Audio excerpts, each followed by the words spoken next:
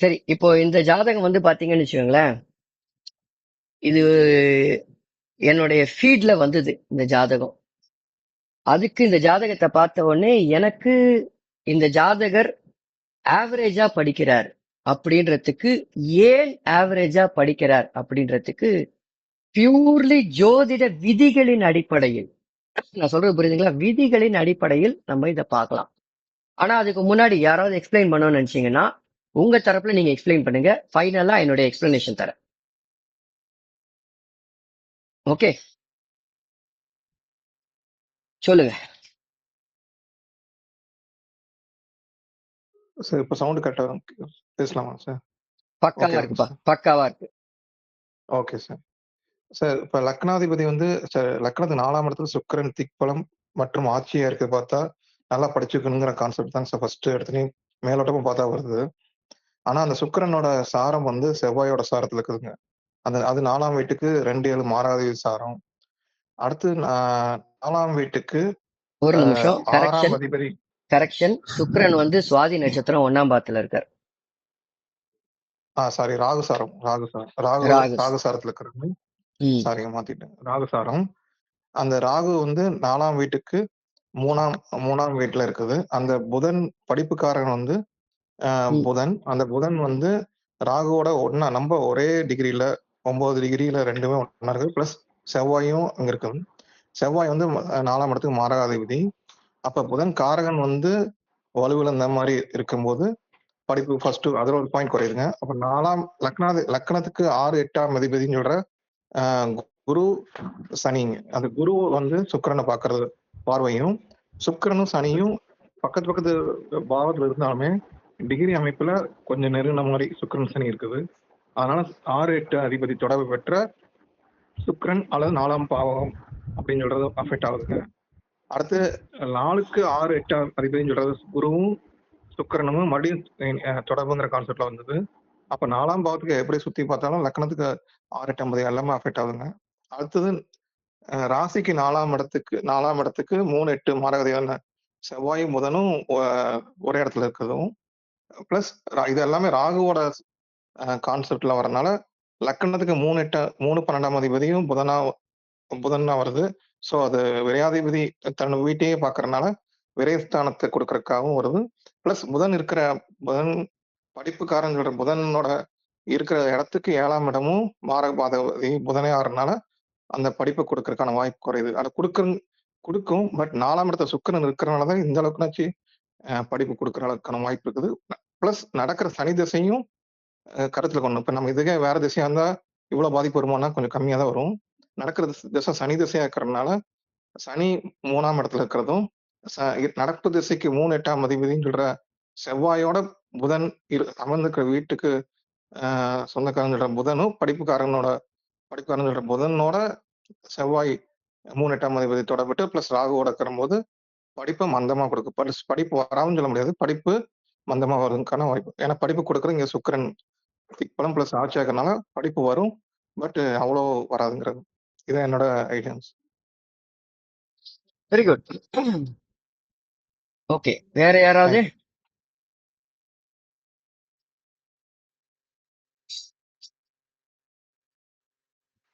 Thank you. வேற? நான் try பண்ணுவேன். யா, ப்ளீஸ் கோ ஹெட். பேர் சொல்லிட்டு ட்ரை சார் பண்ணுங்க தாராளமா. என் பேர் தீபக் ராஜ். சார் லக்னத்துக்கு 2ஆம் வீட்டுக்கு மாதக தொடர்பு வந்திருக்குது சார். சனி வந்துட்டு சூரியனை பார்க்கறதுனால 2ஆம் வீடு பாதிக்கப்பட்டு ஐ மீன் கடகத்துக்கு பாதிக்கப்பட்டிருக்கு. ஸோ அதனால speech speech and communication somewhat டேமேஜாக இருக்கலாம். இது இது இது நான் ஒரு பாயிண்டா எடுக்கிறேன். அண்ட் தென் வந்துட்டு லக்னத்துக்கு 4th ஹவுஸும் வந்துட்டு சம்வாட் டேமேஜ்ல இருக்கு. லைக் வந்துட்டு சுக்கரன் வந்துட்டு அங்க உட்கார்ந்ததுனால லக்னத்துக்கு பாதகம் நடக்கலாம் அப்படின்றதுனால இன்ட்ரெஸ்டட் குறைச்சி கொடுத்துருக்கலாம். ஸோ அதனால அப்படி எடுக்கிறேன். அண்டு ராசிக்கும் வந்துட்டு 4ஆவது வீடு பாதிக்கப்பட்டிருக்கு புதன் செவ்வாய் சேர்த்ததுனால. அண்ட் தென் வந்துட்டு 5ஆம் வீட்டுல சூரியன் அண்ட் சந்திரன் நீச்சமானதுனால மனம் பாதிக்கப்படுறதால அதுல இன்ட்ரெஸ்ட் குறைஞ்சிருக்கலாம்னு நினைக்கிறேன் சார்.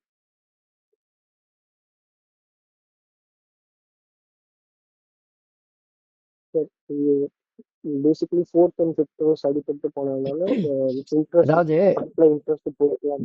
தீபக், அதாவது மனம் பாதிக்கப்பட்டிருக்கலாம், இருக்கலாம், அந்த மாதிரி இருக்கலாம், இந்த மாதிரி இருக்கலாம்ன்றதெல்லாம் இல்ல. கரெக்டான அதுக்குண்டான விதியை நீங்க சொன்னீங்கன்னா கரெக்டா இருக்கும். ஏன்னா ஜோதிடம்ன்றது வந்து பியூர்லி விதிகளின் அடிப்படையில வருது.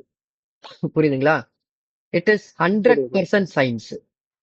இங்க மனம் எங்கேயுமே உள்ள வரல. நான் சொல்றது புரியுதுங்களா? மனம் வரல. அதாவது இதை வந்து எப்படி புரிஞ்சுக்கணும்னா, நான் என்ன சொல்றேன்னா, அம்மாவை பாதிக்க வேண்டும், அப்பாவை பாதிக்க வேண்டும் அப்படின்றதுனால அம்மாவை பாதிக்காது. அம்மாவை பாதிக்க வேண்டும் அப்படின்றதுனால அப்பாவை பாதிக்காது. அப்படிலாம் கிடையாது. நம்ம வந்து டக்குன்னு வந்து புரிஞ்சுக்கணும். 9ஆம் வீட்டுக்கு ஆயுள் வீடு எதுன்றதெல்லாம் புரிஞ்சுக்கணும். ஓகேயா? சோ அதனால வந்து நீங்க வந்து அப்படி சொல்லாதீங்க. விதி கண்டிப்பா சொல்லுங்க. எந்த விதி இருக்கோ சொல்லுங்க. இட்ஸ் 100% ரைட்டுமா, தப்பு கிடையாது. நீங்க ட்ரை பண்றது பெரிய விஷயம். Okay, you try it out. Okay sir. Once again நான் செக் பண்ணிட்டு நான் பேசுறேன். ஷூர். வேற யாராவது?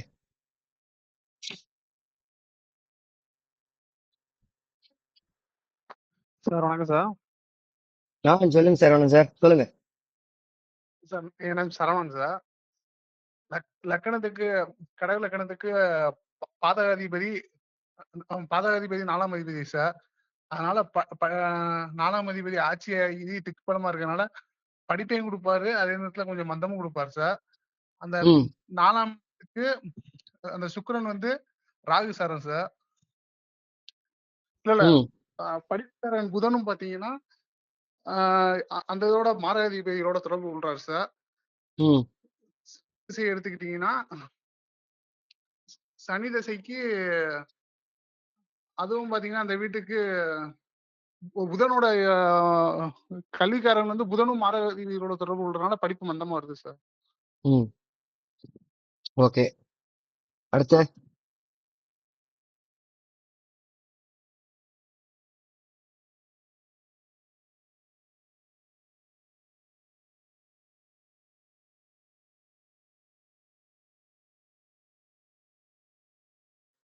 இல்ல நான் சொல்லிட்டுமா. ஏன்னா I thought you summon will try. நான் 2-3 பேர் எதிர்பார்க்கிறேன் ட்ரை பண்ணுவீங்கன்னு. சார் நான் சொல்லணுமா சார்? ப்ளீஸ் தாராளமா சொல்லுப்பா. பேக்ரவுண்ட் ஓகேவா சார்? நல்லா இருக்குமா, கிளீனா இருக்கு, வாய்ஸ் கிளீனா இருக்கு. Okay sir, thank you sir. 4ஆம் வீட்டுக்கு 6-8 சேர்க்கை சார். அப்புறம் விரையாதிபதி பிளஸ் மாரகாதிபதி சேர்க்கை சார். 4ஆம் வீட்டுக்கு 4ஆம் வீடு, அதாவது 4க்கு 4 நீங்க சில டைம் எடுக்கிறீங்க சார். ஸோ அந்த வீட்டுக்கும் பாத்தீங்கன்னா சந்திரன் சூரியன் சேர்க்கை, அதாவது 7ஆம் அதிபதியும் 8ஆம் அதிபதியும் சேர்க்கை. பிளஸ் சனி பகவான் அவரே அந்த வீட்டுக்கு மாரகாதிபதி வராது, அவரே பாக்குறாரு. பிளஸ் 6ஆம் அதிபதி சேர்க்கை இருக்கு சார். அப்புறம் படிப்பு வேணும்னா கொஞ்சம் முயற்சி வேணும். அந்த முயற்சி ஸ்தானத்துல சனி இருந்து மோஸ்ட்லி முயற்சி ஸ்தானாதிபதியும் ராகுவோட 0 டிகிரில இணைஞ்சிருக்காரு சார். பிளஸ் ஆகாத கிரகமான செவ்வாய் கூட இணைஞ்சிருக்காரு. பிளஸ் என்னன்னா சனி அந்த வீட்டுல உட்காந்து தசை நடத்தியிருக்காரு. பட் அவர் வந்துட்டு யாரா செயல்படணும் அப்படின்னா அவரு உட்காந்துருக்கிற சார்ல நிர்ணயிக்கணும்னு நினைக்கிறேன். அப்படி பார்க்கும்போது அவர் வாங்கியிருக்கிறது சந்திரசாரம் சார். மாரகாதிபதி இது சந்திர 11ஆம் அதிபதி சாரம் சார். அதனால வந்துட்டு அவர் 6ஆம் அதிபதியா செயல்பட்டுருக்காருன்னு நினைக்கிறேன் சார். Very good. யாரோ ஒருத்தங்க சாரத்தை தொடுவீங்கன்னு நினைச்சேன், கரெக்டா தொட்டீங்க. அடுத்தது அவ்வளவுதான் சார். வேற யாரும் ட்ரை பண்றீங்களா?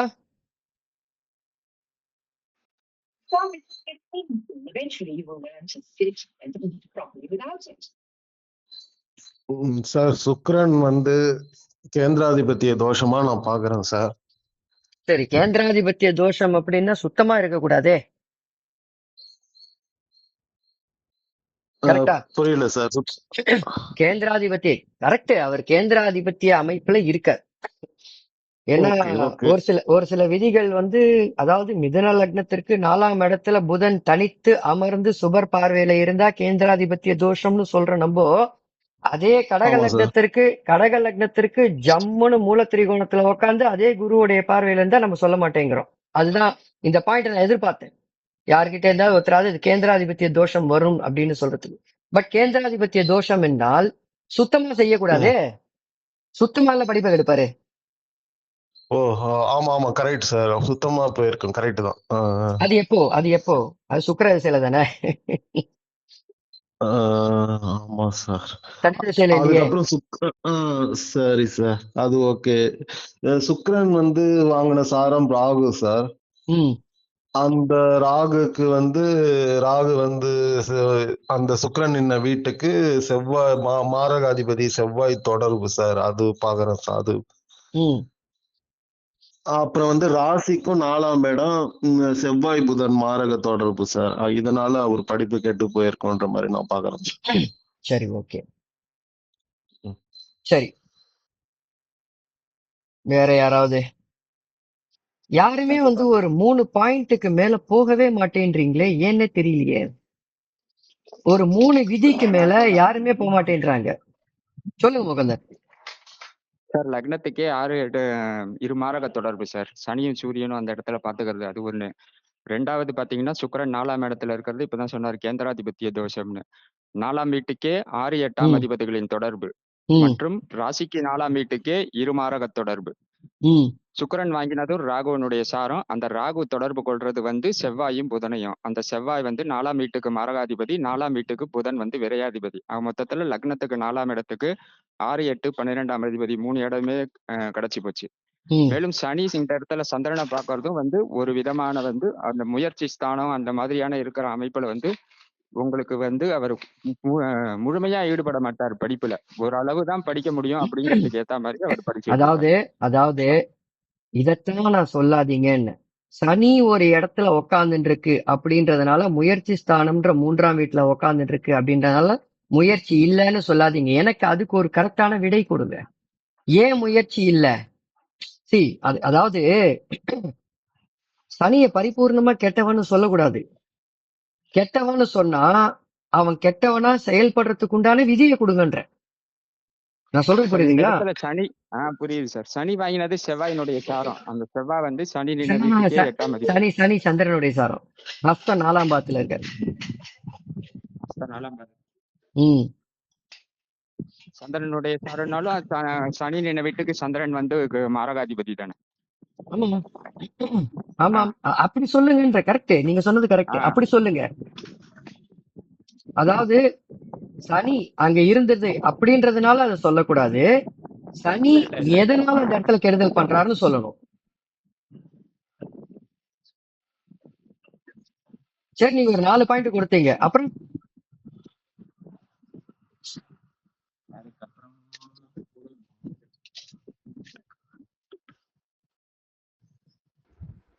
சார் சொல்லுங்கம்மா. சனி வந்து கடக லக்னத்துக்கு 8ஆம் அதிபதி. அவர் வந்து நின்ன வீட்டுக்கு அதாச்சும் தண்ணியில உட்கார்ந்து இருக்கிறதுனால அவரு மாரகாதிபதி ஆயிடுவார் சார். லக்னத்துக்கு மாரகாதிபதி சனி வந்து அந்த வீட்டுக்கு 6ஆம் அதிபதி ஆயிடுவார் சார். இல்லம்மா, லக்னத்திற்கு சனி மாரகாதிபதி ஓகே, மற்றும் நின்ற வீட்டுக்கு அவர் 6ஆம் அதிபதி ஓகே. ஓகே, இல்லன்னு சொல்லல. ஓகே. சந்திரன் வந்து சந்திரன் சாரம் வாங்கி இருக்கிறதால அவர் வந்து அந்த நின்ன வீட்டுக்கு மாரகாதிபதி போலதானே செயல்படுவாரு சாரநாதனால. கரெக்ட். ஆனா அது வந்து ஒரு வலுவான பாயிண்ட் அப்படின்னு சொல்ல மாட்டேன், ஒரு 50% ரைட்டு. ஆனா அதுல இன்னும் ஒரு பாயிண்ட் இருக்கு. இன்னும் 2-3 பாயிண்ட் இருக்கும். அதாவது ஒண்ணுத்துக்கே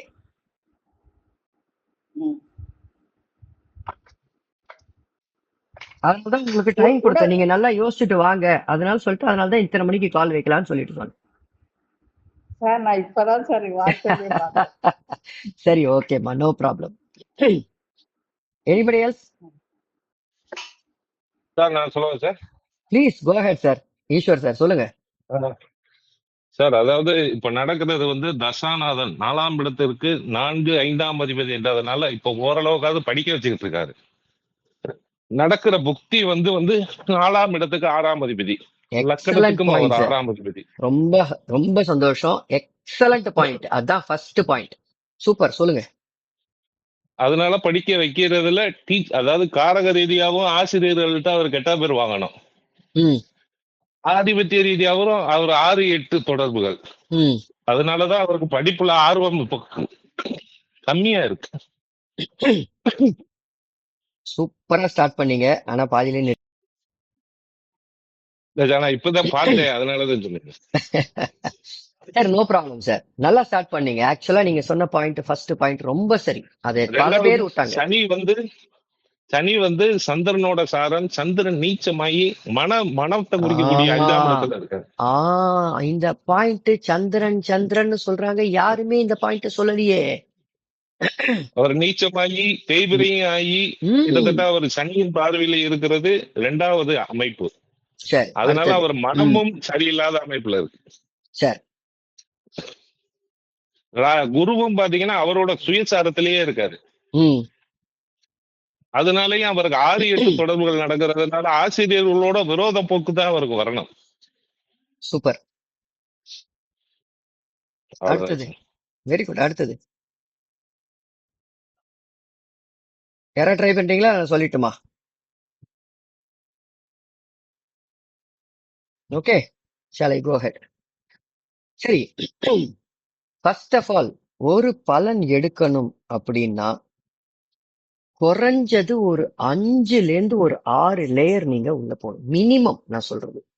எந்த ஒரு பலனாக இருந்தாலும் சரி, ஒரு 6லேருந்து 7 லேயர், 5லேருந்து 6 லேயர் போனீங்கன்னா ஒரு 50% to 60% பலன் எடுத்துடலாம். ஆனா அதையும் தாண்டி போகணும். எனக்கு மட்டும் இங்க வந்து ஒரு 14லேருந்து 15 பாயிண்ட் தெரியுது. 14லேருந்து 15 பாயிண்ட், அதாவது 14லேருந்து 15 விதிகள் இந்த இடத்துல வந்து அமைப்புகள் இருக்கு, கிரக அமைப்புகள். சரி, எல்லாரும் வந்து சரி படிக்கணும் அப்படின்னா ஃபர்ஸ்ட் அண்ட் ஃபோர்மோஸ்ட் 2 பாவகம்லேருந்து 3 பாவகம் நன்றாக இருக்க வேண்டும். முதல்ல இந்த லக்னாதிபதி நீச்சம் அப்படின்றதெல்லாம் எடுத்து கொஞ்சம் ஓரம் கட்டுங்க. ஓகே, இந்த லக்னாதிபதி நீச்சம், லக்னம் இது இல்ல அது இல்ல.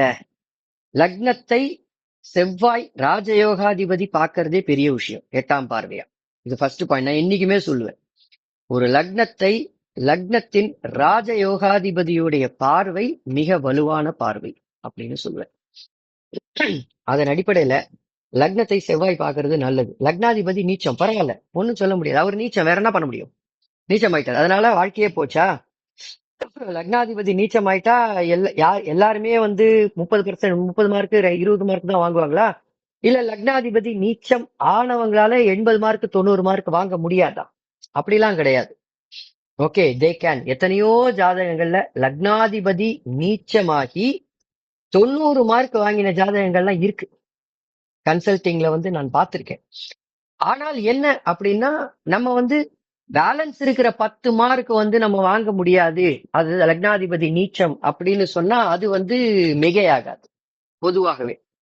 அப்போ ஒரு பலனை எடுப்பதற்கு குறைந்தது ஒரு 3 பாவகம் உங்களுக்கு துணை புரிய வேண்டும்.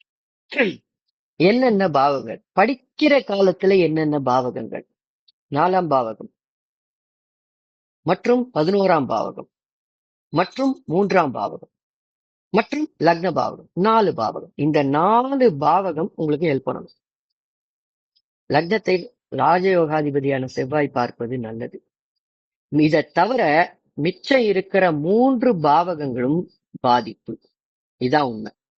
எப்படி பாதிப்பு? இத்தனை பேர் நீங்க எல்லாம் சொன்னீங்க. நான் அதனால்தான் நான் என்ன சொல்றேன்னா, எப்பவுமே டிகிரி அளவுல பார்க்க பழகுங்கள் அப்படின்றத நான் வந்து குறிப்பிட்டு சொல்லிட்டே இருக்கேன். நீங்க நல்லா பாருங்க, சந்திரன் எத்தனை டிகிரியில இருக்கான்? 4 டிகிரியில இருக்கான். குரு எத்தனை டிகிரியில இருக்கான்? 29 டிகிரியில இருக்கான். அதாவது 29 டிகிரி 56 கலையில இருக்கான். இப்ப இங்க லக்னாதிபதி நீச்சம்னு சொல்லுவீங்களா, இல்ல குருவுடைய 9ஆம் பார்வை துலத்தில் 29 டிகிரியில இருந்தானே ஆரம்பிக்கும்? நான் சொல்றது புரியுதுங்களா? குருவுடைய 9ஆம் பார்வை துலா வீட்டில் 29 டிகிரியில இருந்து ஆரம்பிச்சா ராசியை குரு பார்க்கவில்லையா? 5 டிகிரியில பாக்குறாரு குரு. கரெக்டா? 4ஆம் வீட்டையும் குரு பார்த்து 4ஆம் வீட்டுக்கு லக்னாதிபதியாகிய சந்திரன் நீச்சமாக இருந்தாலும் குருவுடைய பார்வை விழுது. அப்போ இந்த இடத்தில் லக்னாதிபதி நீச்சம் அப்படின்ற அடிப்படைக்குள் வராதீங்கள். அது ஒரு சில நெகட்டிவை தரும். ஆனால் அடுத்த முக்கியமான அமைப்பு 4ஆம் அதிபதி ஆட்சி. லக்னம் ராசி ரெண்டுத்துக்குமே பிரிச்சு சொல்றேன். ஒரு 15 பாயிண்ட் சொல்றேன் பாருங்க. முதல்ல 4ஆம் அதிபதி, லக்னத்திற்கு 4ஆம் அதிபதி ஆட்சி மூலத்திரிகோணம். ஓகே, என்னதான் இருந்தாலும் அவர் அந்த குருவுடைய பார்வை விழுந்த உடனே கேந்திராதிபத்திய தோஷம் விலகுது அவருக்கு. ஏன் விலகுது? 6ஆம் அதிபதியுடைய பார்வை. நின்ன வீட்டுக்கு 6ஆம் அதிபதியுடைய பார்வை, லக்னத்திற்கு 6ஆம் அதிபதியுடைய பார்வை. கேந்திராதிபத்திய தோஷம் விலகுது அந்த இடத்துல. அதுக்கப்புறம் ராசிக்கு 4ஆம் வீட்டில் ராசிக்கு யோகரான 2-5 யோகரான குரு உட்கார்ந்துட்டு இருக்கார். ஓகே, இப்போ லக்னத்திற்கு 4ஆம் வீட்டுக்கு 6-8 தொடர்பு. இது பேரு பல பேர் சொல்லிட்டீங்க. அதே மாதிரி ராசிக்கு 4ஆம் வீட்டுக்கு 6-12 தொடர்பு பிளஸ் பாதகம் தொடர்பு. என்ன பாதகம் தொடர்பு? ராசிக்கு 4ஆம் வீடு எது வரும்? கும்பமாக வரும். அந்த கும்பத்திற்கு சனியே விரையாதிபதியாகவும் ஒருவர், கும்பாதிபதியாகவும் ஒருவர். அந்த சந்திரனை பார்க்கலாமா அப்படின்னா பார்க்க கூடாது. ஏன் பார்க்க கூடாது? ராசி 4ஆம் வீட்டுக்கு 6ஆம் அதிபதியும் 12ஆம் அதிபதியும் தொடர்பு. 4ஆம் வீட்டுக்கே பாதகாதிபதி யாருன்னா சுக்கிரன். அப்ப அந்த இடத்துல சனியும் சுக்கிரனும் கிட்டத்தட்ட 18 டிகிரியில இணைஞ்சிருக்காங்க. அப்போ 6-12 பாதகம் தொடர்பு. ஆனால் அதை தூக்கி நிறுத்தக்கூடியது எது அப்படின்னா ராசிக்கு 4ஆம் வீட்டுக்கு 2-9-11 மகாதன யோகம் தொடர்பு. எது? குரு 2-11ஆம் அதிபதியாகி சுக்கிரனை பார்க்கறது நல்லது. எப்படி வருது பாருங்க, ஒரு நெகட்டிவ் அந்த நெகட்டிவ்க்கு காம்பன்சேட் பண்ற ஒரு பாசிட்டிவ். எப்படி வருது பாருங்க ஜாதகம். அதனை எதனால ஆவரேஜ்னு சொல்றதுக்கு. அதுக்கப்புறம் லக்னத்திற்கு 4ஆம் வீட்டுக்கு யோகர்கள் மறைவு. லக்னம் அப்படின்னு போட்டீங்கன்னா லக்னத்திற்கு 4ஆம் வீடு எது? துலாமாக வரும். துலாத்தில் துலாம் அதிபதி ஆட்சியாக இருந்தாலும் அந்த துலாத்திற்கு யோகத்தை செய்யக்கூடிய பாவகங்கள் அப்படின்னா 5-9. அதுக்கு புதனும் சனியும் 2 பேருமே மறையறாங்க. இது ஒரு தப்பு. அதை காம்பன்சேட் பண்றதுக்கு என்ன ஆகுது? ராசிக்கு 4ஆம் வீட்டுக்கு சுக்கிரன் திரிகோணத்துல ஜம்முன்னு உட்காந்துட்டு இருக்கான். ராசிக்கு 4க்கு 5ஆம் வீட்டுக்கு புதன் அருமையா பார்த்துட்டு உட்காந்துருக்கான். தன் வீட்டை தானே பார்த்துட்டு உட்காந்துட்டு இருக்கான். ஆனா அதுக்கு நெகட்டிவ் எங்க வந்து முடியுது அப்படின்னா ராசிக்கு 4ஆம் வீட்டுக்கு 2 மாரகாதிபதிகள், அதாவது செவ்வாய் புதனும் சேர்ந்து ராகுவோடைய பிடியில. இது ஒரு தப்பு. அடுத்தது 3ஆம் பாவகம்ன்றது ரொம்ப முக்கியம். முயற்சி ஸ்தானம். சனி உக்காந்துட்டாலே விளங்காது, முயற்சி இல்லை அப்படின்னு சொல்றதெல்லாம் மிக மிக தவறான ஸ்டேட்மெண்ட். இந்த இடத்தில் அவருக்கு படிப்பை கொடுக்கிறது சனி அப்படின்றத நம்ம புரிஞ்சுக்கணும் முதல்ல. புரியுதுங்களா? அப்போ சனி நின்ற வீட்டிற்கு அவர் சாரம் வாங்கியது சந்திரனுடைய சாரம் வாங்கி அந்த சாரநாதன் நீச்சம். ஃபர்ஸ்ட் அவர் லக்னத்திற்கே 5ஆம் வீட்டில் எண்ணம் செயல்னு சொல்லக்கூடிய வீட்டில் அமர்ந்து அந்த எண்ணம் செயல்னு சொல்ற அந்த 5ஆம் வீட்டுக்கு சனி மாரகாதிபதியாக இருப்பார். அவருடைய பார்வை வாங்குறது. அப்போ எண்ணம் செயலே அந்த இடத்துல 3ஆம் இடத்தில் இருந்து முயற்சியை தடுக்கிறது. இது பாயிண்ட். சரி, அது மட்டும் இருந்தா போதுமா அப்படின்னா அது கிடையாது. அந்த 3ஆம் வீடு மற்றும் வெற்றியை கொடுக்கக்கூடியது. நீங்க படிக்கிறீங்க, படிச்சா மார்க் வரணும். அது எந்த பாவகம்? வெற்றி பாகம். 11ஆம் வீடு தான் வெற்றி. 3-11ஆம் வீட்டுக்கு குருவும் சந்திரனும் பார்த்துக்கிறது 2 மாரக தொடர்பு. அந்த மாரக தொடர்பை ஏற்படுத்தி கொடுப்பது சனியோடைய சாரம். புரியுதுங்களா? இது வரைக்குமே பாருங்க, கிட்டத்தட்ட 7 பல விதியோ வந்திருக்கு. 2 மாரகல் தொடர்பு. அதுக்கப்புறம் ராசிக்கு 4ஆம் அதிபதி 4க்கு 8 மறைவுன்றது கரெக்ட். ஓகே, அதுல எந்த மாற்று கருத்தும் கிடையாது. அவர் வாங்கி இருக்கிறதும் சந்திரனுடைய சார். சோ அப்ப அடுத்தது வந்து நீங்க எவ்வளவு இப்போ ராசிக்கு 3ஆம் வீட்டு எடுத்துக்கங்க. ஒரு லக்னத்திற்கு மட்டும் ஒரு அமைப்புகள் பொருந்தி வராது, ராசிக்கும் சேர்ந்து பார்க்கணும். அப்ப ராசி அப்படின்னு சொல்லக்கூடிய ராசிக்கு 3ஆம் வீடு மகரமாக வரும். அந்த மகரத்துக்கே சனியும் சந்திரனும் மாரகாதிபதிங்க. நடக்கிற தசை தான் எல்லாத்தையுமே தீர்மானம் பண்ணும். புரியுதுங்களா? அப்போ சனியோடைய பார்வை சந்திரனுக்கு விழருது. லக்னத்திற்கும் முயற்சி இல்லை, ராசிக்கும் 3ஆம் பாவகம் கெடுது. சோ ஆக மொத்தத்துல முயற்சி இல்லை. எண்ணமும் நீச்சமாக போகுது. அதாவது சார அடிப்படையில் எண்ணமும் நீச்சமாக போகுது. இது ஒரு தப்பு. இதுல இன்னொரு பாயிண்ட் என்ன தெரியுமா? சனி சூரியனை பாக்குது அப்படின்றது மட்டும்தான் உங்களுக்கு தெரியுது. ஆனா இதுக்குதான் டிகிரியை போடணும், கட்டத்தை போடணும்ன்றது போர்டுல எழுதினாலே நம்ம கரெக்ட் நினைச்சுக்கிட்டு போயிடுறோம். ரொம்ப தப்பு. எப்படி குரு சந்திரனுடைய பார்வை உங்களுக்கு மிஸ் ஆச்சோ, குரு சந்திரனை பார்க்கிற பார்வை மிஸ் ஆச்சோ, இந்த இடத்தில் சூரியன் செவ்வாயை அஸ்தமனம் பண்ணிருக்கிறார். அது யாருமே கவனிக்கல. அதாவது சூரியன் 18 டிகிரி, செவ்வாய் 3 டிகிரி அஸ்தமன அமைப்புல விளிம்புல அஸ்தமனம் ஆயிட்டார். அப்போ அந்த சனி சூரியனை பார்க்கும் பொழுது செவ்வாயையும் அந்த சனி பார்க்கிறார்ன்ற அமைப்புக்குள்ள வந்துரும். என்ன 13 டிகிரியில பாக்குறார். 3ஆம் பார்வை சனி 20 டிகிரியில இருக்காரு. 3ஆம் பார்வையாக அவர் லக்னத்திற்கு 5ஆம் இடத்தில் இருக்கக்கூடிய சூரியனை பார்க்கும்போது அங்கிருந்து 13 டிகிரியில சனி செவ்வாயை பார்க்கிறார். அப்ப 3ஆம் வீட்டுக்கு 6, 8 சங்கமம் உருவாயிடுது. எவ்வளவு பாயிண்ட் பாருங்க. இது வரைக்குமே நான் 14 பாயிண்ட்டுக்கு மேல சொல்லியிருக்கேன். இது எல்லாம் பார்க்க வேண்டாமா? சரி, அடுத்ததுக்கு வருவோம். சரி, சுக்கிரன் உடனே கொடுத்துடுறாரா? சுக்கிரன் என்ன சாரம்? ராகுவுடைய சாரம். அந்த ராகு யாரோட தொடர்பு இருக்காங்க? ராசிக்கு 4க்கு மாரகாதிபதியின் தொடர்பு, லக்னத்திற்கு 4க்கு மாரகாதிபதியின் தொடர்புல இருக்காரு அந்த ராகு. மாரகாதிபதி மற்றும் விரையாதிபதி. 15வது பாயிண்ட். 15வது பாயிண்ட் இல்ல, 15வது விதி. அப்போ இத்தனை பாயிண்ட் அனலைஸ் பண்ணி எவ்வளவு பாசிட்டிவா இருக்கு, எவ்வளவு நெகட்டிவா இருக்குன்னு எடுத்து பலன் சொல்ற ஒரு அற்புதமான கலை இது. சனி 3ல உட்காந்துச்சு, கெட்டு போச்சு. சனி சந்திரனை பாக்குறது தப்பு, அவர் லக்னாதியை பாக்குறாரு. அது சரியான ஜோதிடம் இல்லை. என்னை பொறுத்த மட்டும் ஜோதிட விதிகள் இல்லை. இப்ப இதெல்லாம் புரிஞ்சு உங்களுக்கு நான் சொல்றதெல்லாம் புரிஞ்சுது? அது சார் ரொம்ப நல்லாவே புரியுது சார். ஏன்னா இத்தனை பாயிண்ட் வேணும். நீங்க ஒரு ஜாதகத்தை எடுக்கிறீங்க, எடுத்த உடனே ஒரு ஜாதகத்தை அனலைஸ் பண்றீங்க, இத்தனை பாயிண்ட் வேணும். ஒரு சின்ன உதாரணத்திற்கு, அந்த இடத்தில் என்ன பொறுத்த மட்டும் சனி சித்திரை நட்சத்திரத்துக்குள்ள வந்திருந்தார் அப்படின்னா ஒருவேளை இந்த பையன் ஓரளவுக்கு டீசெண்டா படிச்சிருப்பான். ஏன் அப்படின்னா 3ஆம் வீட்டுக்கு 6, 8 தான் தொடர்பு, மாரக தொடர்பு ஏற்படல சாரம் மூலமாக. இவ்வளவுதான் விஷயம். இதுல நம்ம நீங்க 5ஆம் வீடு புத்திக்காரகன், அதனால புதன் ராகுவோடைய பிடியில இருக்கு அப்படின்லாம் எடுத்தீங்க. ராகுவோடைய பிடியில இருக்கக்கூடிய கிரகங்கள் நல்லதை செய்யுமா? சில சமயத்துல அந்த தசையில புக்தியிலேயே இது அனுபவ உண்மை. பார்த்தா தெரியும் உங்களுக்கு. எனக்கு தெரிஞ்ச ஒரு ஜாதகம் இருக்கு. லக்னத்திற்கு ரிஷப லக்னம் 7ஆம் இடத்துல செவ்வாயும் ராகுவும் இருக்கும். அவர் எம்டி, டாக்டர் எம்டி படிச்சிருக்காரு. என்கிட்ட கேக்குறேன், என்ன சார் எனக்கு என் ஜாதகம் தப்பான்றாரு.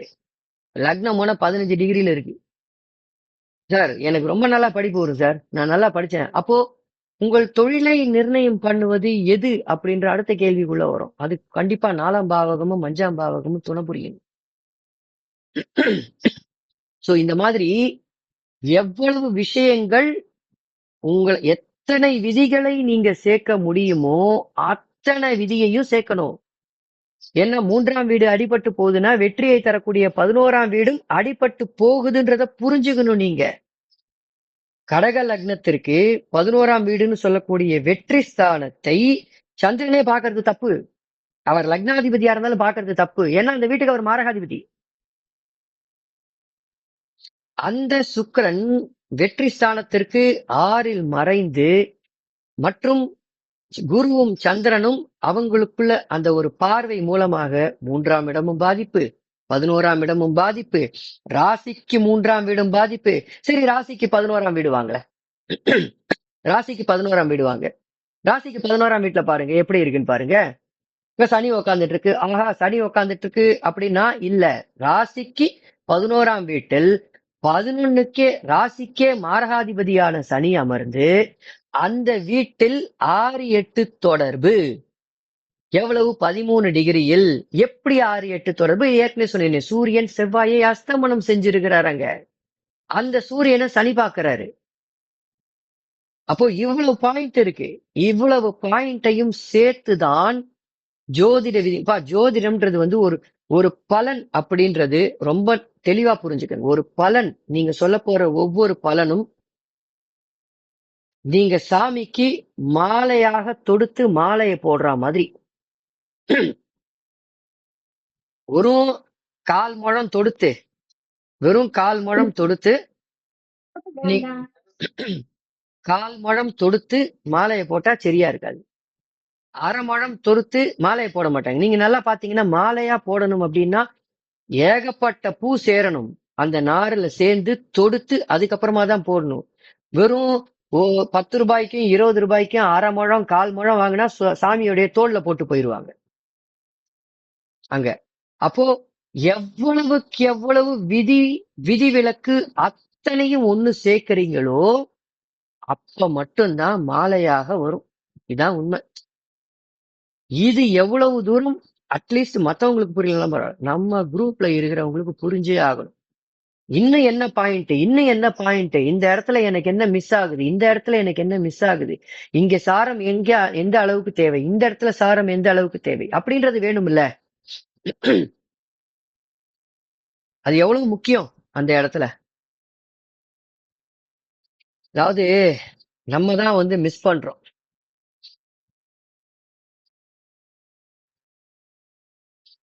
இந்த ஜாதகர் புதனுடைய துறையில் இருக்கணும்ன்றது விதி. இதான் உண்மை.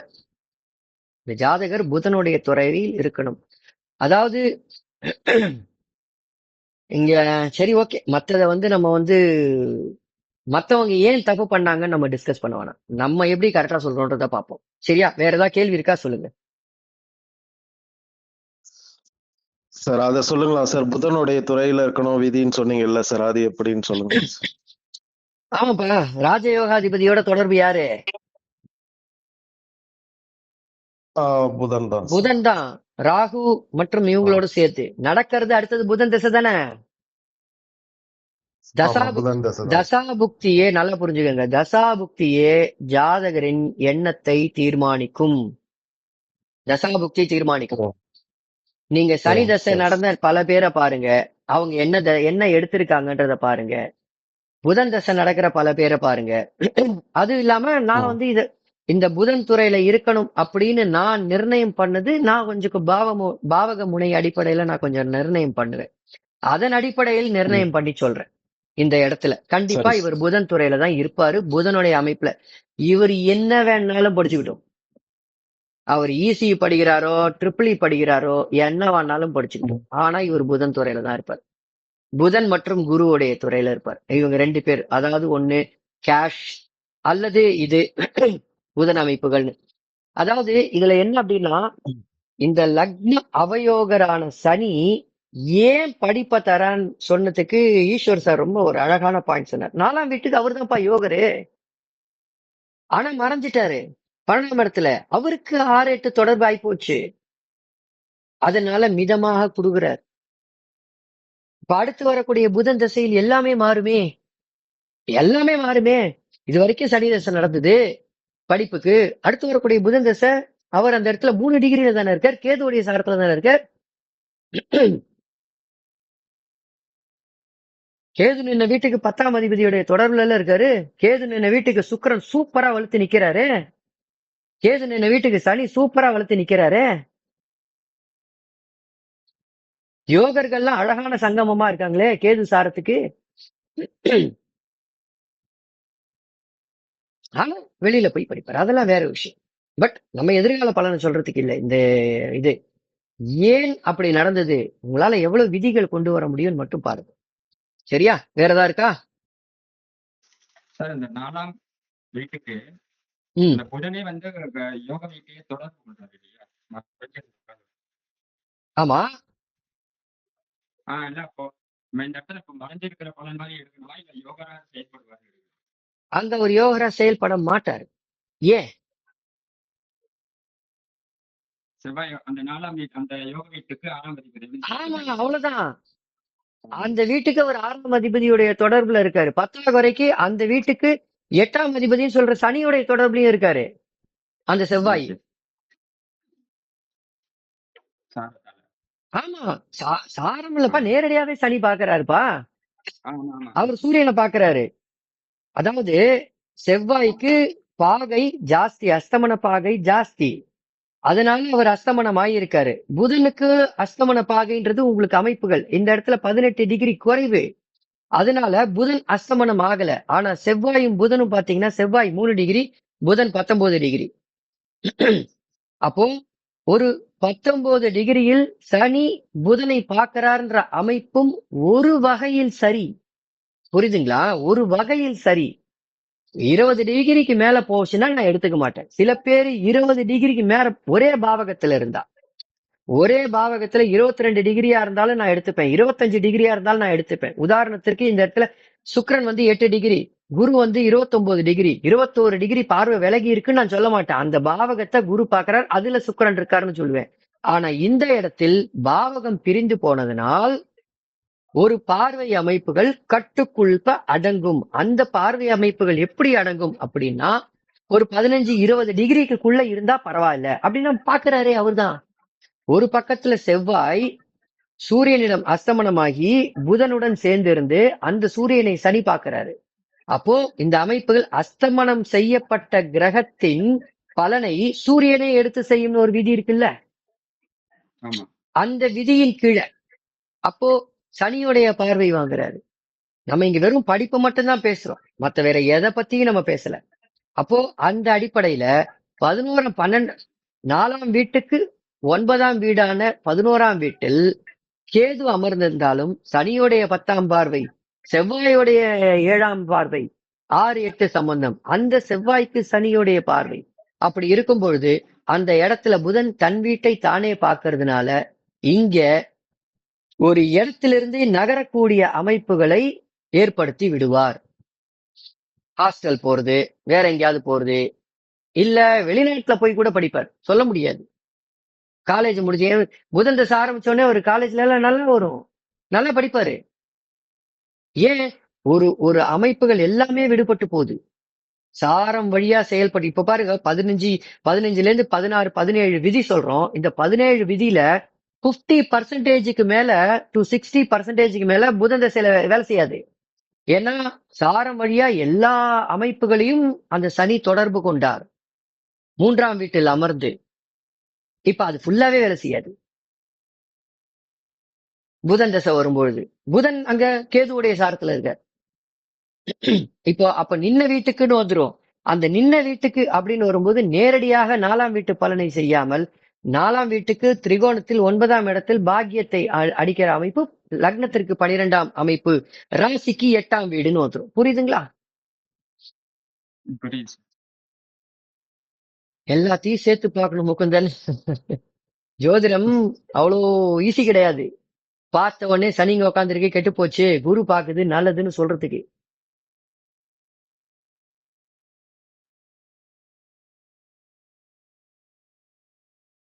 அட்லீஸ்ட் இப்போ ஓரளவுக்கு நீங்க அந்த ஜாதகத்தை எப்படி ஒரு பலனை எப்படி எடுக்கிறதுன்னு உங்களுக்கு புரிஞ்சுதா? எந்தெந்த பாவகங்கள்லாம் தொடணும், எப்படி தொடணும், ஏன் தொடணும்? எனக்கே உங்களை பாயிண்ட் தெரியுது. என்னை விட சூப்பரா ஜோசியம் பாக்குறவங்க சார ஈரம் வச்சு பலமா எடுத்து பூந்து விளையாடுறவங்க இன்னும் எவ்வளவு பார்ப்பாங்க? நான் அப்படிதான் யோசிப்பேன் எப்பவுமே. எனக்கே ஒரு 15 பாயிண்ட் தெரியுது, 15ல 16 பாயிண்ட் நான் பார்த்த உடனே அடடா இவ்வளவு பாயிண்ட் இருக்கே, பிளஸும் இருக்கு நெகட்டிவ் இருக்கு, நெகட்டிவ் ஜாஸ்தியா இருக்கே. சுத்தமா 3-11 போச்சு, சுத்தமா போச்சு, 3-11 போச்சு. அதனால்தான் 4ஆம் வீடால கோப்ப பண்ண முடியல, சுக்கிரனால எடுத்து கொடுக்க முடியல, சனியால எடுத்து கொடுக்க முடியல அந்த வெற்றிய. 11ஆம் வெற்றி ஸ்தானமான 11ஆம் வீட்டுக்கு சனி திரிகோணத்துல உட்காந்துட்டு இருக்குல்ல, 9ஆம் அதிபதி 5ல உட்காந்துட்டு இருக்குல்ல, ராஜயோகாதிபதியாச்சே. அதனால்தான் தேத்தி விட்டு போறாரு. இந்த சனி. இது இன்னொரு பாயிண்ட், 17வது பாயிண்ட். தேத்தி விட்டுட்டு போறாரு. சோ எவ்வளவுக்கு எவ்வளவு பாயிண்ட் வேணுமோ அவ்வளவுக்கு அவ்வளவு நீங்க எடுக்கணும். காம்ப்ரமைஸே ஆகக்கூடாது. இந்த கிரகம் இந்த கிரகத்தை பார்த்துச்சு, இது பூட்ட கேஸு. இந்த கிரகம் இந்த கிரகத்தோட சேர்ந்தது, இது நல்லது இல்ல. அதுக்கு நெகட்டிவ் வேற எங்கேயோ இருக்கும், நம்ம சொல்ல முடியாது, எங்கேயோ இருக்கும். ஒரு படிக்கணும் அப்படின்னா உங்களுடைய மார்க், 5ஆம் வீடு ரொம்ப முக்கியம், அதிர்ஷ்டம் ரொம்ப முக்கியம். ஏன் அதிர்ஷ்டம் முக்கியம்? யாருக்காவது தெரியுமா 5ஆம் வீடு ஏன் முக்கியம்னு? படிக்கணும்னா 5ஆம் வீடு முக்கியம், ஏன் அதிர்ஷ்டம் ஏன் முக்கியம்? எண்ணம் செயல் சார்.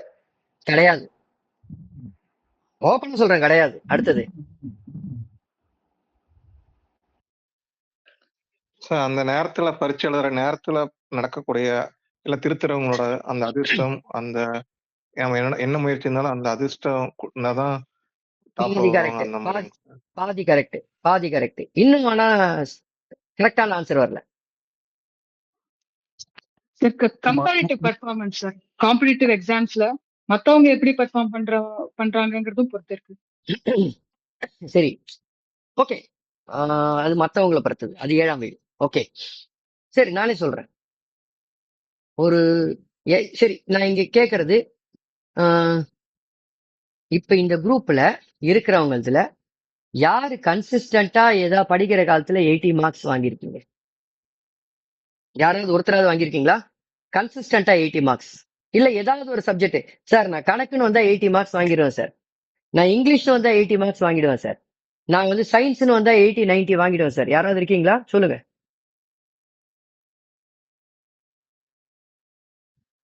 யாருமே இல்லையா? தைரியமா சொல்லுங்கப்பா, தைரியமா சொல்லுங்க. ஓரளவுக்கு நான் வாங்கிடுவோம் சார் எல்லாம். யாரு? தீபக், அவர் பிஹெச்டி பண்ணிட்டு இருக்காரு. தீபக் வந்து பிஹெச்டி பண்ணிட்டு இருக்காரு. தீபக், நீங்க எவ்வளவு வாங்கிருக்கீங்க? ஒரு 80 90 வாங்கிருக்கீங்களா? எஸ் சார், 82 வாங்கியிருக்கேன் சார். சரி, மோஸ்ட்லி வந்துட்டு 82 வாங்கிருக்கேன் சார். இப்ப நான் ஒரு கேக்குற கேள்வி, அது கணக்குலன்னு வச்சுக்கலாமா இல்ல சயின்ஸ்லன்னு வச்சுக்கலாமா? எஸ் சார், சயின்ஸ்ல வச்சுக்கலாம் சார். சயின்ஸ்ல சரி, கரெக்டா வாங்கிருக்கேன் சார். இப்ப நான் கேக்குற கேள்விக்கு பதில் சொல்லுங்க. புஸ்தகம் முழுக்க படிப்பீங்களா, செலக்டிவா கொஸ்டினை தேர்ந்தெடுத்து படிப்பீங்களா? செலக்டிவா தான் சார். அப்ப அதே கொஸ்டின் வரத்துக்கு உங்களுக்கு அதிர்ஷ்டம் தேவையில்லையா? ஆமா சார். ஜோதிடம் இஸ் நாட் சிம்பிள் மக்களே. ஒரு நீங்க படிச்சுட்டு போறீங்க, எக்ஸாமுக்கு முன்னாடி இது எத்தனையோ பேரு ஜாதகத்துக்கு பலன் சொல்லும் போது நீங்க ஜோதிடர் இருக்கிறவங்கள தெரிஞ்சிருக்கலாம். எக்ஸாமுக்கு முன்னாடி நாள் தான் சார் படிக்கிறான், ஆனா எக்ஸாமுக்கு 90 மார்க் வாங்கிடுறான். ஆமா சார், இது நான் பண்ற ஸ்ட்ராட்டஜி அப்படிதான் சார் இருக்கும். அப்போ படிக்க ஸ்டார்ட் பண்ணுவேன். கரெக்ட். அப்ப இதை நான் வேற மாதிரி சொல்றேன். நீங்க எக்ஸாமுக்கு முன்னாடி படிக்கிற கேள்வி எல்லாம் அப்படியே வரத்துக்கு 5ஆம் வீடான அதிர்ஷ்டம் செயல்பட வேண்டாமா? ஆமா சார். சொல்லுங்க. அது எழுதுறது எழுதாம இருக்கிறது 2வது விஷயம், ஆனா செயல்படணுமா இல்லையா? செயல்படணும். அதுதான் இருக்கிறதுலே முக்கியம். 5ஆம் வீடு எதுக்காக படிக்கிற குழந்தைங்களுக்கு தேவைன்னா, படிக்கிற கொஸ்டின் அப்படியே வரத்துக்கு. நான் 10 கொஸ்டின் தான் படிச்சிருக்கிறேன், பகவானே இந்த 10 கொஸ்டின் மட்டும் வந்துச்சுன்னா நான் 70 மார்க் வாங்கிடுவேன்னு சொன்னா அதே 10 கொஸ்டின் வரும், நீங்க 70 மார்க் வாங்கிட்டு போயிடுவீங்க.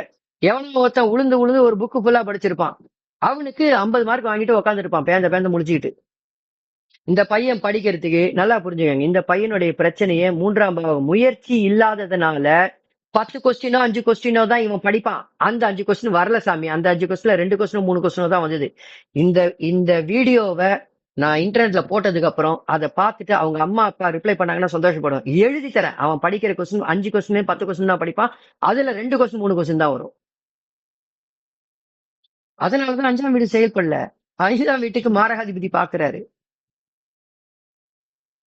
சோ அப்ப 5ஆம் வீடு ரொம்ப முக்கியம் இல்லையா? சரி, அந்த 5ஆம் வீட்டு வழியாக நீங்க வந்து உங்களுக்கு கொஸ்டின் வந்துருச்சு, அந்த கொஸ்டின் அப்படியே ஆன்சர் அப்படியே எழுதி அதுல வெற்றி பெறுவதற்கு 11ஆம் வீடு தேவை இல்லையா? பாவகம் எது? 3 11 தானே வெற்றி ஸ்தானம். நம்ம சும்மா வாய்க்கிலேயே உபசயஸ்தானம்னு சொல்லிட்டு சும்மா ஜோசியத்தை சொல்லிட்டு போலாம், அதுக்குள்ள என்ன பலன் இருக்குன்றதுதான் ரொம்ப முக்கியம். என்ன அதுக்குள்ள என்ன பலன் இருக்கு? மக்களே நல்லா புரிஞ்சுங்க. நல்லா இருக்கு நல்லா இல்லைன்றது பலன் இல்லை. தயவு செஞ்சு திரும்பி சொல்றேன். என்ன நல்லா இருந்தது, என்ன நல்லா இல்ல, அதுக்குதான் காசு தரான். அப்போ எவ்வளவு இம்பார்ட்டன்ட் அந்த இடத்துல. படிக்கிற குழந்தைக்கு 3, 4, 5, 11 ரொம்ப முக்கியம்.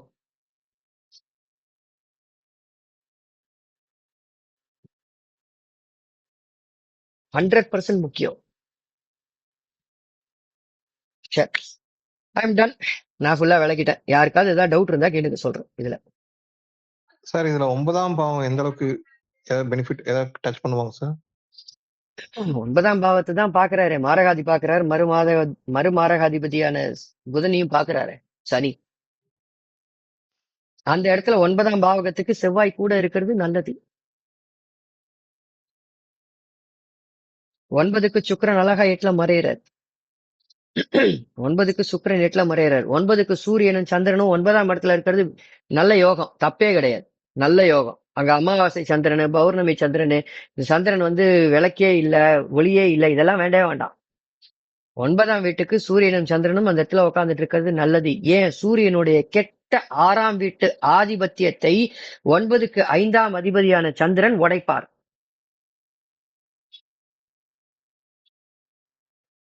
சார் அப்ப அங்க சந்திர திசை வரும்போது கெடுதல் நடக்காதா சார்? இப்போ சந்திரதசை 6ஆம் வரும்போது அதிபதி சரி சந்திரதசை வரும்பொழுது இந்த ஜாதகருக்கு ஆனா இதுல அடுத்ததும் ஒண்ணு இருக்கு. சந்திரதசை வந்திருந்தால், அதாவது யோக தசை வந்திருந்தால் இந்த ஜாதகம் ஃபெயில் ஆயிருக்கும் அப்படின்றது அடுத்த ஒரு வாதமாக இருந்தது. அதையும் நான் பார்த்தேன். ஏன்பா யோக தசை வரணும்னா சந்திரன் அந்த இடத்துல இருக்க முடியாதேப்பா. இல்ல சார், ஒரு இதுல கேட்டேன் சார். ஒரு இல்ல நான் பொதுவா இல்ல சரவணன், நான் பொதுவா கேட்கிறேன். யோக தசை வரணும்னா சந்திரன் அங்க இருக்க முடியாதே. அப்ப எங்க இருக்கணும் சந்திரனு? ஒண்ணு ரிஷபத்துல இருக்கணும். ஏன்னா யோக தசை வரணும் 10 வருஷம். புரியுதுங்களா? 10 வருஷம். அப்போ சூரியனுடைய கிருத்திகை நட்சத்திரத்துல இருக்கணும். அதை விட்டா அடுத்தது உத்திரா நட்சத்திரம் கன்னியில இருக்கணும் சந்திரன். அந்த கன்னியில் இருந்தால் மட்டுமே, நல்லா புரிஞ்சுக்கோங்க, கன்னியில் இருந்தால் மட்டுமே அங்க ஒரு சில பாதிப்பை தருவார். அப்ப கூட இப்ப படிக்கிறத விட தூக்கி விட்டுருப்பார். ஏன்? யாரா பதில் சொல்ல முடியுமா? உதாரணத்துக்கு ஹஸ்த நட்சத்திரத்திலே இருக்காருப்பா. ஹஸ்த நட்சத்திரத்திலேயே சனியும் சந்திரனும் சேர்ந்து இருக்காங்க. இல்ல ஹஸ்த நட்சத்திரம் 1ஆம் பாவம் வேணாம், ஹஸ்த நட்சத்திரம் 1ஆம், உத்திர நட்சத்திரம் கிட்டத்தட்ட 3ஆம் பாவத்துல இருக்காருப்பா. உத்திர நட்சத்திரம் 3ஆம் பாவத்துல இருக்காரு. இப்போ ஜனனகால தசை ரெண்டு வருஷம். அதுக்கப்புறம் ஃபுல்லா படிக்கிற காலத்துல சந்திர தசை தான்.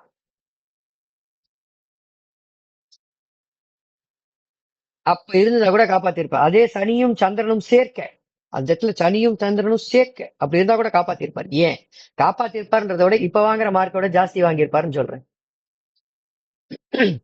இதை விட்டா வேற எங்கேயுமே அங்க வர முடியாது. இதை விட்டா அடுத்தது மகரத்துல உக்காரலாம், உத்திராட நட்சத்திரத்துல உக்காரலாம். ஓகே, உத்திராட நட்சத்திரத்துல உக்காரலாம். அப்படி இல்லைன்னா உத்திராட நட்சத்திரம் 1ஆம் பாதத்துல தனுசுல உக்காரலாம். அப்ப 6 வருஷம் முடிஞ்சு திருப்பி 16 இன்னொரு சந்திரதசை வரும். தனுசுல உக்காந்தா கூட இந்த லெவல்ல பிரச்சனை வந்திருக்காது. ஏன் வந்திருக்காது? பாயிண்ட் 1. ஏன் வந்திருக்காது? அதுக்கப்புறம் ரிஷபத்துல உட்காந்துருந்தா கூட இவ்வளவு தூரம் பிரச்சனை வந்திருக்காது. ஏன் வந்திருக்காது? பாயிண்ட் 2.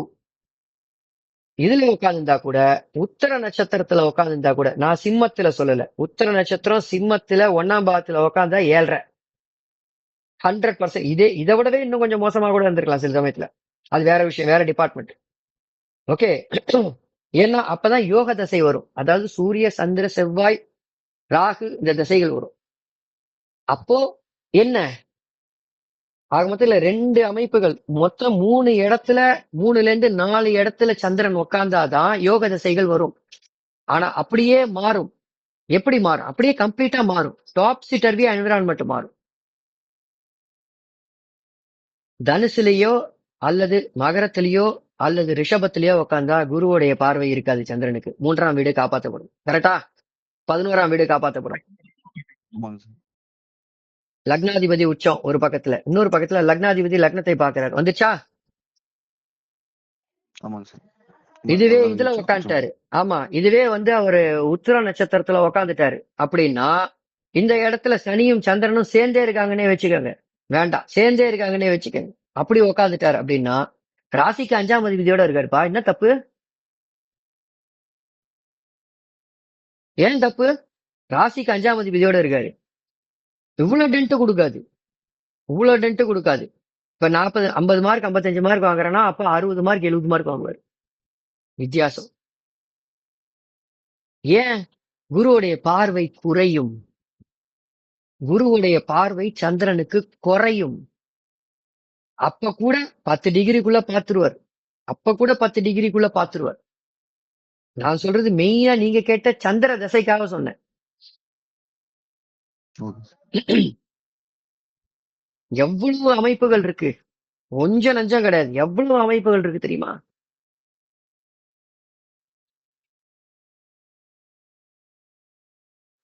சரி, வேற என்ன கேள்வி இருக்கு?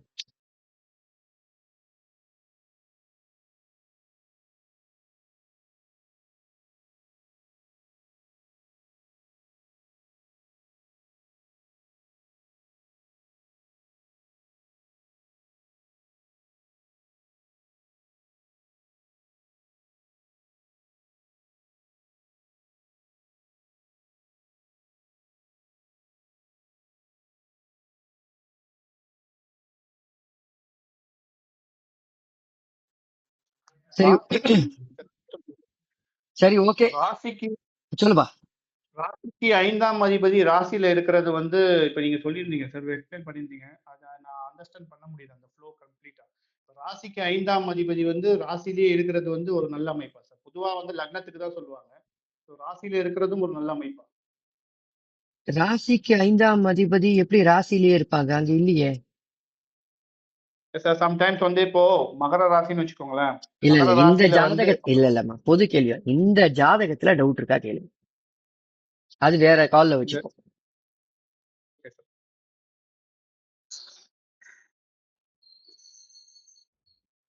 டவுட்டே வராது. ஏன் தெரியுமா? 17-18 பாயிண்ட் உங்களால யோசிக்க முடியாத அளவுக்கு ஜோதிட விதியை கொடுத்திருக்கேன். அத்தனை ஜோதிட விதியும் கொடுத்திருக்கேன். இப்படிதான் பார்க்கணும் ஜோசியம்.